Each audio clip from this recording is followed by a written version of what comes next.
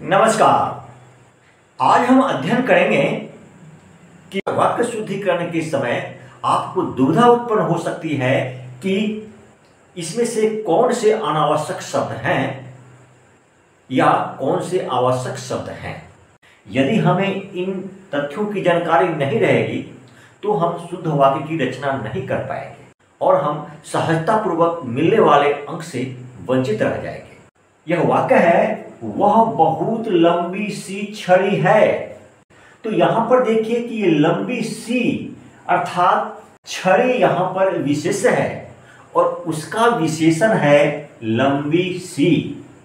एक और हम कह रहे हैं कि लंबी सी यानी उस लंबाई में हीनता का बोध करा रहे हैं, यानी लंबी तो है लेकिन बहुत कम, 9 के बराबर लंबी है, ऐसा बोध हम कर रहे हैं। और उसके साथ हम बहुत शब्द का भी प्रयोग कर रहे हैं। तो यहाँ पर क्या है, विरोधाभास हो रहा है और ये विरोधाभास पूर्ण शब्द नहीं होना चाहिए।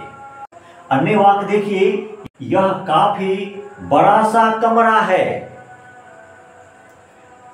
ये कमरा जो है क्या है, बड़ा सा है, यानी लगता है कि बड़ा सा है। कितना बड़ा है, बहुत बड़ा नहीं है, बड़ा है अर्थात बड़ा होने का तो बोध होता है लेकिन वह हीनता का बोध होता है, यानी कुछ बड़ा है, थोड़ा बड़ा है। तो यहां पर इस कमरा को एक ओर हम बड़ा सा यानी कुछ बड़ा होने की बात कर रहे हैं और दूसरी ओर हम काफी शब्द का प्रयोग कर रहे हैं, अर्थात इस वाक्य में भी विरोधाभास हो रहा है, जो यह विरोधाभास नहीं होना चाहिए। यहां पर मैं एक बात और बतला देना चाहूंगा कि यहां पर लंबी और यहां सा बड़ा, यहां पर स्त्रीलिंग शब्द का प्रयोग किया गया है, यहां पर पुल्लिंग शब्द का प्रयोग किया गया है। ऐसा क्यों?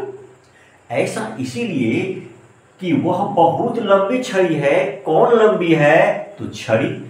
क्योंकि छड़ी स्त्रीलिंग में है इसीलिए लंबी सी विशेषण का प्रयोग किया गया है। यह काफी बड़ा सा कमरा है। कौन बड़ा सा है? तो कमरा। कमरा यहां पर विशेषण है और इसका विशेषण बड़ा है, इसीलिए कमरा एक वचन पुल्लिंग में है, इसीलिए बड़ा सा एक वचन पुल्लिंग विशेषण का प्रयोग किया गया है। इन तथ्यों को भी ध्यान में रख के जब आप वाक्य रचना करते हैं तो वाक्य रचना कीजिएगा। अब अन्य वाक्य देखिए, यह बैल थोड़ा बाघ सा लगता है। लगता है यहां पर क्या है, क्रिया है। कौन लगता है? बैल।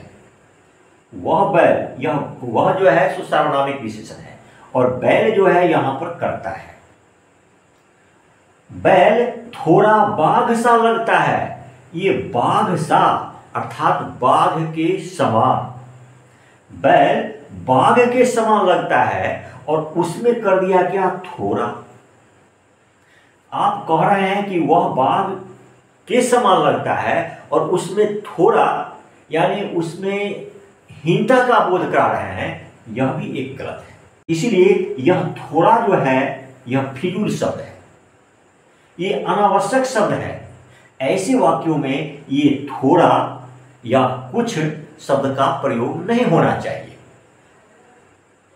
उसी तरह से अन्य वाक्य देखिए, यह गाय कुछ बकरी सी लगती है। कौन लगती है? गाय। यह जो है एक सर्वनामिक विशेषण है और गाय जो है यहां पर कर्ता है और इस कर्ता के अनुसार गाय चूंकि स्त्रीलिंग में है इसीलिए बकरी सी का प्रयोग किया गया है। तो गाय जो है सो बकरी के समान लगती है, लेकिन एक और आप गाय को बकरी के समान तुलना कर रहे हैं कि बकरी के समान है, तो दूसरी ओर फिर कुछ शब्द ये फिजूल शब्द है। इन फिजूल शब्दों का प्रयोग नहीं होना चाहिए। अर्थात कहने का मतलब ये हुआ कि इसमें लंबी और बड़ा क्या है, विशेषण है और बाघ और बकरी दोनों संज्ञा है। तो विशेषण के साथ भी सी, सा, से का प्रयोग किया जाता है और कभी कभी संज्ञा के साथ भी सा, सी और से का प्रयोग किया जाता है, जैसे कि बाघ सा बकरी सी का प्रयोग किया गया है।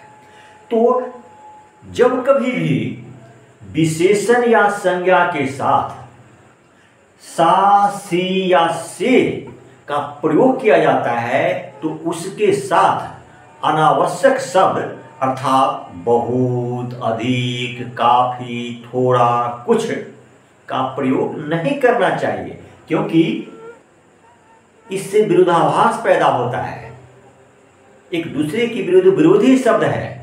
वही बात मैंने यहां लिखा है कि वाक्य में यदि विशेषण अथवा संज्ञा के साथ सा, सी, से आया हो तो उस वाक्य में बहुत, अधिक, काफी, कुछ या थोड़ा का प्रयोग नहीं करना चाहिए।